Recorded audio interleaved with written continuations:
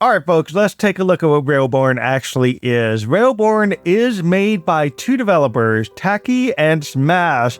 These two guys are essentially the Penn and Teller of the video game world, where Taki's pretty much the guy who talks, and Smash is the guy who codes. Taki and Smash may be the ones who created the game, but they did partner up with someone who made the main character model. They've also partnered up with people that did language translation. That's been outsourced so far, especially with Parkasaurus, when they've learned from development about dealing with languages and trying to get community support to build up language models and whatnot. It was easier to outsource, put it that way. And what we're going to show here is essentially little snippets of what the developers have been saying over time since they've announced this game. One of the questions people come up with is how far along in development is Railborn? Railborn is pretty far along technically before that trailer released, and they wanted to prove the technical challenge before officially showing it off. And to be realistic, they wanted to highlight how train games can have intersections and have a way to make it work in the context, and there is a specific reason why trains don't do this. Features that may or may not be in the game.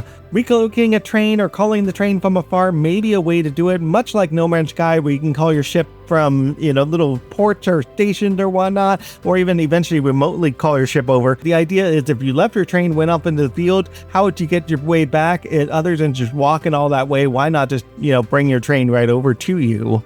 There is no technical hand cards, at least in terms of Railborn, but if you do run out of fuel, there might be a way to get your train to keep moving via some sort of hand cart motion thing to get yourself at least to a fuel source. They were looking originally at straight normal tracks, and they opted to move for the wide scale track because the skinny track just didn't look right. It didn't go well. It was really hard to see from a distance, etc. However, looking at the very wide tracks, it does look a little weird, and so they've gamified the tracks in the context of it, but the final length and width of the tracks are still going to be question mark up to determination. They might add a third rail in to have two tracks side by side, or just three tracks connected together, some form of that, just to create the rails that we're looking for. There will not be any making your own tracks or anything like that. For now, there's not going to be any kind of integration in that component of doing a free roam type sandbox mode, at least for the time being. And trying to make procedurally generated world with tracks is a fairly big task already. I'm sure modders are going to be able to do this fantastically once they sort of figure it out, but they do want to add some sort of randomness to the overall game world, and so things may be more procedurally generated than we think. All of the pieces they're putting together, the loading screen is going to be the last thing that they put together, so until we see that loading screen, we know the game is not done. Eventually, the idea is to have a creative mode, and what that means, according to Taki, it's still to be determined.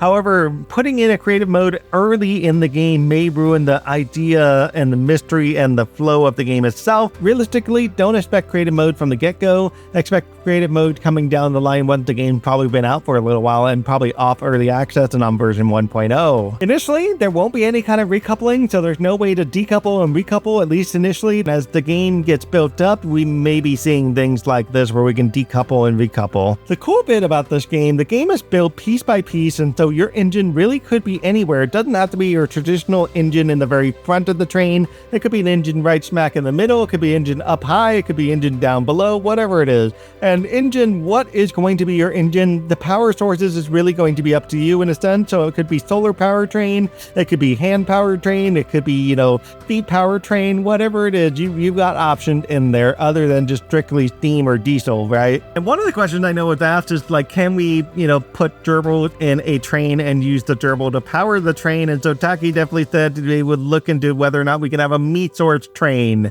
Whether we can actually change the color on our train, that is a big question mark. However, he did look at whether or not we can do shader support to change the colors of panels, doors, etc. And that's actually what he used. I know it said something else, but that's what he used to make the train in the trailer that we've seen. Whether or not we're going to see player versus environment, that is still a big giant question mark. For now, it's kind of an optional thing. The big focus they've been focusing on is this co-op thing of you and a partner kind of taking this train and traveling with it to discover the mystery of the universe or discover the mystery of this planet. In terms of train height, train length, there's going to be at least 3 floors that we're looking at height-wise. Length, as far as we know, there is no limit. However, with game cards and graphics and whatnot, there's going to be a limit because at some point your computer's going to crash. Maps for now are going to be finite. The idea is going to be things are going to be procedurally generated. However, the maps are going to be big and substantially able to travel large distances with intersections and places to go. However, the size of the map itself, there's going to be a definitive border to that map at some point. What that border will look like, we have no idea yet. As the game develops, we might see the map size change and grow bigger for all we know, or we might see even changes overall to the map evolution as the process goes along. So it's entirely possible tracks we might have written on in a later version of the game may not necessarily exist in the same way and may be changed up. With the tracks and with the way it goes, typical train games are very linear. So in other words, you hop on a train and you go forward until you get to a destination. What Taki here and Mass were trying to do with this game is move away from the linear branch and move towards like multiple branches of railroad, so you can go wherever you want with the railroad within reason of the track, but you can also get off the train and travel on your own. So the idea is much more non-linear. You have things like pathways, slopes, twirls, going up mountains, etc. Now the question is, will they have a mini map? We have no idea at this point. The idea is this could be in the game. This may or may not be. The idea is how big, how far, how, the challenge of can you get back to your train in a reasonable way? Can you figure out where you are with or without a mini map? So that's the idea. And the less linear you go, the more likely you're going to want a mini map. Whether or not we'll have a third person point of view, probably not initially, but the idea is that could be something that comes down the road where we have a toggle to be able to switch from first to third person. For now, the game's going to start off with first person point of view. The game will start with a tiny square with 4 wheels, typically the truck on a typical rail car, and from there you decide what you do with that train and how you build it and what it looks like. The ending to a game like this, as of right now, there is technically no real ending, and there's not a real fourth end. However, I'm sure at some point there's going to be a goal. They were talking about encouraging players on where to go and how to get there, and so there may be a goal to achieve, and at some point that goal as an optional feature might become a little bit more permanent, so people have a sense of objective to head toward rather than just driving all over the place and just doing random things. Now, multiplayer and co-op was actually developed by Smash himself, and the technicalities of connecting to the train and obeying the physics was not the easiest thing, especially when you're looking at 2 people playing the same game simultaneously, and it had to be done in a way where there is no jitterness and in a way where everybody's in sync, rather than 2 people going off in 2 different parts of the game. Multiplayer, of course, is still going to have 1,000 million dillion bugs, and when they initially roll out the initial testing, that's what the point of the testing will be, to kind of cut down a lot of the bugs, both for single player and multiplayer. So this game will have single player and multiplayer, but again, multiplayer is the idea of co-op. Folks looking for a roadmap, there will be eventually a roadmap. There's going to be a Trello board available and a roadmap to kind of figure out where are we going with this game and what's coming soon. For now, the trailer's out there, we've got buzz out there, and we're just looking at, what's coming soon and a big giant question mark on release, etc. But eventually we'll start to see a roadmap and a good idea of what's coming feature by feature by feature. Typically, there's questions about play demos. As of last month, they have an intention to record their playtest, which that will help us figure out how to play the game. But however, they're looking to do pre-demos for folks playing the game. And what they really need is folks who can help them debug the game. It's not going to be just about anybody. They're going to be very selective on who can help debug the game, because they don't want the game to get played and, get review bombed because they know they're full of bugs. That's not the idea. They want people to play the game, give them feedback so they can address it, and then release the game to positive scores. And multiplayer in particular is going to be the big bug fix that they're going to have to be working on early on. Whether or not we're going to see beta tests, alpha tests, early access, etc., they're going to aim for having early testing via alpha, beta, or some variation of that. There's probably going to be a portion where there might be non-disclosure agreements for anybody involved in that piece of it, so we will probably not realistically know what's going on with the game up until they start to release an early access alpha version. They do have to figure out how to pull testers, but they will be working off the mailing list and Discord server for volunteers. So if you're interested in this sort of thing, definitely sign up to the Discord, definitely sign up to the mailing list. Those links I'll put down below, so that way you've got access to it. And from there, you hopefully will get called up and you might be an early game tester. Railborn, in case for the folks asking about specs, the idea behind Railborn is to run on the Steam Deck. The original game that these guys have made from Wash Bear Studios, their original game was Parkasaurus, and that ran on Unity. Railborn has actually been Unreal from the ground up. Smash is really good at graphics, really good at optimization, and the idea behind Unreal is not the easiest to manage in terms of managing optimization, and for now they're trying to get the optimization for VRAM, which is really challenging because that initial release, it's just taken up a lot of space, and the idea is to try to optimize the game as you go forward. They want to keep GPU overhead as low as possible.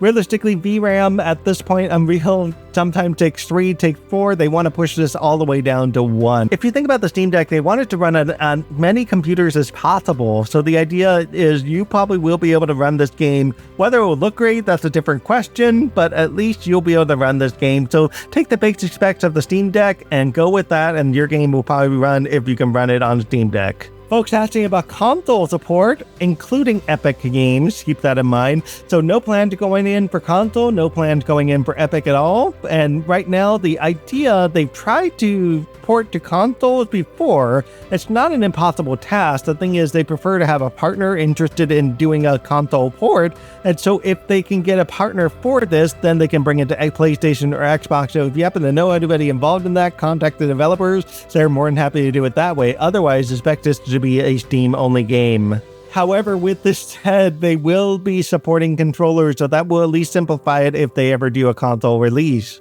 Railborn, in terms of cost, maybe around the Parkasaurus cost price range, which is, $20-$30, somewhere in that range. It may be a little bit more with tariffs and inflation, so we'll see how that starts to impact things over time. But for now, early access, they're expecting to do a cheaper price for folks initially, as almost like a loyalty discount or a initial draw for the initial players dealing with all the 1,000 bugs that they've got in the game. When is Railborn releasing? This is the big question. Eye on the prize for alpha and demo at the moment. Those are going to be coming this year, and some of this info is in the FAQ on the Discord server, and realistically, alpha, beta, early access are the ideas that they're aiming for initially, with early access hopefully 2026 sometime, with the demo playtest coming sometime in 2025. Right now, it's just not coming yet, but expected towards the end of the year. That's what I would expect for. Expect no concrete dates, at least for the time being, but eventually keep in mind on the Discord or the website, and I'll put their website on the link down below just so you can keep an eye on things like that. But keep in mind those things, eventually you'll start to see dates for when this game could release.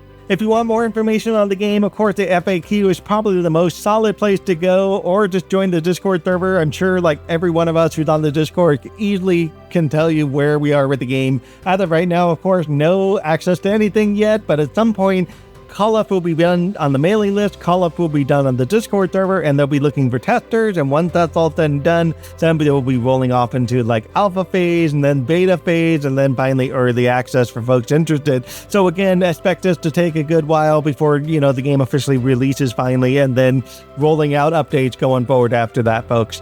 Alright folks, so this was a little taste of what Railborn's all about for folks that have been interested in kind of some details. I figured I'd kind of put this together for you all, so if you like this, definitely like, subscribe, leave me a comment. I'm looking forward to playing this game at some point in the future, hopefully sooner rather than later. We'll see how it goes, and we'll try to keep you updated. Stay tuned, guys. Bye.